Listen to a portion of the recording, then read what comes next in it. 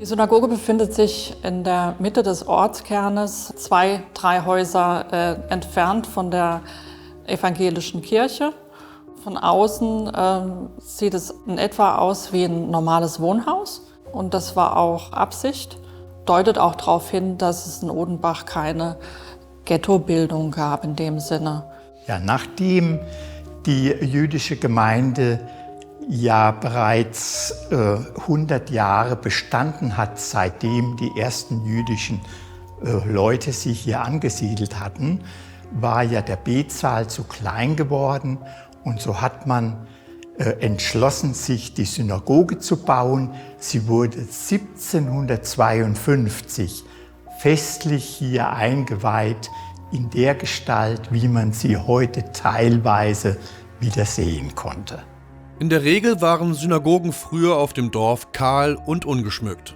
Nicht so die Synagoge in Odenbach. Der Erbauer Salomon Meyer, das war ein Privatmann, der eben die Synagoge gebaut hat, wollte unbedingt eine Synagoge haben, die sehr herrlich ausgeschmückt war. Und das ist dann der Grund, dass er den Synagogenmaler Eliezer Sussmann beauftragt hat, gleich bei der Erbauung diese Malereien in der Synagoge anzubringen. Man sagt dazu Blumen- oder Flechtmalereien, eben keine figürlichen Darstellungen. Die Synagoge war zu dem Erbauungszeitpunkt ringsum mit diesen Malereien versehen. Denn figürliche Darstellungen waren seinerzeit nicht erlaubt. Es gibt in dieser Synagoge auch noch als Besonderheit 3 sogenannte Fenster. Das sind Malereien an der Wand, die aussehen wie ein Fenster und sind mit hebräischen Schriftzeichen versehen. Leider ist nicht alles erhalten, denn durch die vielen Baumaßnahmen hat auch diese barocke Malerei sehr stark gelitten. Aber wir können sagen, Odenbach ist eine der wenigen Synagogen, die in dieser Fülle noch Malereien aufweist. Die Synagoge in ihrer Baugeschichte nach dem Krieg, sie war ja seinerzeit als Lagerraum benutzt worden und ist zunehmend verfallen. Als in den 1980er Jahren der Judaistikstudent Bernhard Kukatzki die Synagogen der Pfalz kathologisierte, kam er auch in diese Synagoge und per Zufall entdeckte er in einer Ecke einen roten Fleck. Und hat was Rotes gesehen und hat, oh, das ist ja hebräisch. Und dann hat er da oben die Buchstaben erkannt, das heißt Israel.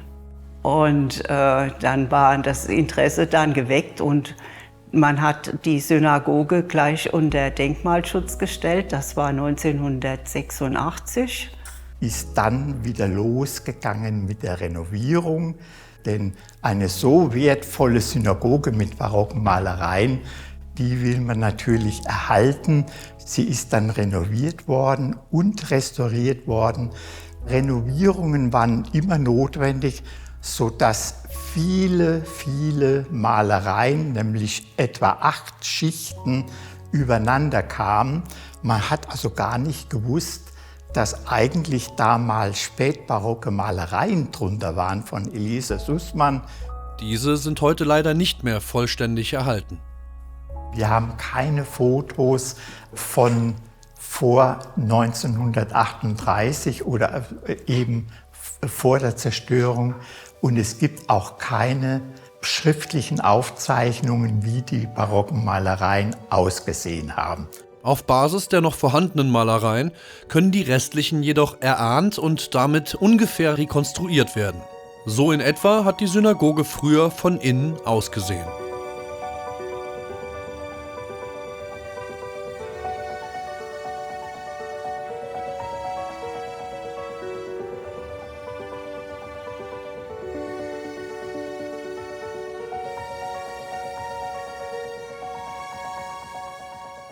Ja, welche Aufteilung gab es hier in der Synagoge? Es gab einen Hauptraum mit den Malereien, in dem sich die Männer aufgehalten haben und dem Gottesdienst gefolgt sind. Eine Gemeinde verändert sich, sie wurde noch größer und die baulichen Maßnahmen haben es erfordert, dass eine Frauenempore eingebaut wurde, so etwa um 1835. Man hat ein Stück aus der Decke herausgenommen und hat die Frauen nach oben geschafft, sodass unten noch mehr Platz für die Männer war. Ein doch erwähnenswertes Detail ist die Genisarkammer, eine Kammer unterhalb des Daches, in dem die Genisarfunde untergebracht wurden. Genisarfunde, also Genisarartikel, sind Gegenstände, die den Namen Gottes tragen und die nicht weggeworfen werden durften, nachdem sie vielleicht unansehnlich geworden waren, sondern sie mussten aufgehoben und zu einem späteren Zeitpunkt auf dem Friedhof beerdigt werden, wie man auch einen Menschen beerdigt. Aber man hat wohl vergessen, diese Genisar zu einer bestimmten Zeit da herauszuholen. Und so sind diese Genisar über 100 und mehr Jahre in dieser Genisarkammer verblieben und erst bei der Restaurierung wieder entdeckt worden. Außerdem gibt es unterhalb der Synagoge noch einen sehr alten Keller, der als Vorratsraum gedient hat. Wie war die Synagoge ausgestattet? Wir haben den Toraschrein an dieser Seite und vor diesem Schrein war ein Lesetisch aufgestellt, auf dem die Torarolle ausgebreitet werden konnte. Diese Torarolle wurde aus dem Toraschrein herausgenommen und auf den Lesetisch gelegt und aufgerollt. Da aber die Schriftseite nicht mit den Fingern oder der Hand berührt werden durfte, hat man dafür einen Zeigerstab genutzt.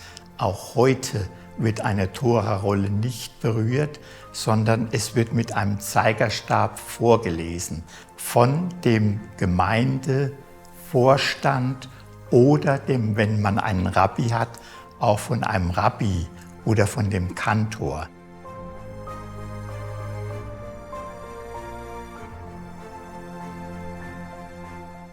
Die Synagoge ist ja 1938 aufgegeben worden, aus den Gründen, die wir ja kennen, dass eben Synagogen zerstört wurden. Hier die Synagoge ist nicht angesteckt worden, weil sie eben genau in dem Ortsmittelpunkt war mit enger Bebauung und ein Anzünden hätte bedeutet, dass umliegende Scheunen, die voll von Getreide waren, auch in Mitleidenschaft gezogen worden wären. Und deswegen kamen die SA-Horden und haben eben nur, in Anführungsstrichen, im Inneren die Synagogeneinrichtung komplett zerstört. Die Synagoge hatte dann nach 38 ja einen sogenannten Dornröschenschlaf, nenne ich das. Und die Leute, die dabei waren, wollten sich an die Geschichte eigentlich gar nicht erinnern. Und die Jüngeren hatten halt die ganzen Geschehnisse nicht so miterlebt. Und dann ging hier ein Kind vorbei und hatte zu seiner Mama gesagt, guck mal da oben, was sind denn das für Schriftzeichen? Und so ist man dann stutzig geworden, hat dann die Synagoge entdeckt, das ist ja hebräisch. 1989, 3 Jahre später, also hat der Förderverein die Synagoge gekauft. Synagoge heißt zusammenführen und Menschen sollen sich hier treffen und sollen ihre Meinungen austauschen. Und dann hatten wir uns überlegt, wir sollten Veranstaltungen machen. So hatten wir dann auch einige Mitglieder gehabt und immer noch machen wir Veranstaltungen. Und dann kam diese Chronik heraus, was der Herr Wendel, der war ja Historiker und hat alles gesammelt, was mit Odenbach zusammenhing. Und die Frau Kappeser, die hat sich das zum Aufgabe gemacht, das Lebenswerk vom Opa mal in Schriftform zu bringen. Und so verfügen wir dann über eine schöne Chronik, die über Jahrhunderte geht, praktisch schon seit der erste Jude erwähnt wurde. Also 1627 wurde in den Meisenheimer Stadtprotokollen ein Jude erwähnt, der in Odenbach wohnt. Und die Zeit danach ist geprägt durch jüdische Zuwanderung auch, die ihren Höhepunkt fand im Jahre etwa 1850, wo es in Odenbach etwa 139 Einwohner gab. Das waren etwa 15% der Bevölkerung in Odenbach. Und dann nahm die sukzessive wieder ab durch die allgemein schlechten Lebensbedingungen hier in Deutschland oder auch in Europa. Im Jahre 1930, also vor der Machtergreifung, noch 40 jüdische Einwohner verzeichnen. Und im Jahre 1939 waren es dann nur noch 22 und nach dem Zweiten Weltkrieg 1945 gab es nur noch 2 jüdische Einwohner. Im Jahr 1846 wurde in Odenbach ein jüdischer Friedhof eingerichtet. Der jüdische Friedhof befindet sich in Ortsnähe im Odenbachtal. Dorthin wurden 1976 auch die sterblichen Überreste von 6 jüdischen Bürgern des Nachbarortes Lauterecken umgebettet. Es ist uns nämlich gerade wichtig, dass auch junge Menschen erfahren, was vor 80, 90 Jahren hier passiert ist. Ja, unser großer Traum war immer, oh, wenn wir es einmal schaffen, eine Erinnerungsstele aufzubauen. Die Odenbacher Bürger, das sind immerhin 26 Bürger, die hier aus Odenbach kommen, wenn man denen ein Denkmal setzen könnte. Und die Inschrift ist, ich will ihnen einen Namen geben, der nie vergehen soll. Das war halt so, weil die Menschen, die waren ja in Rauch aufgestiegen in den Krematorien. Und als dann die Stele kam, dann wurde die hier von oben abgeladen, über diese Balkon, über das Geländer hinweg. Und dann schwebte die tatsächlich im Himmel.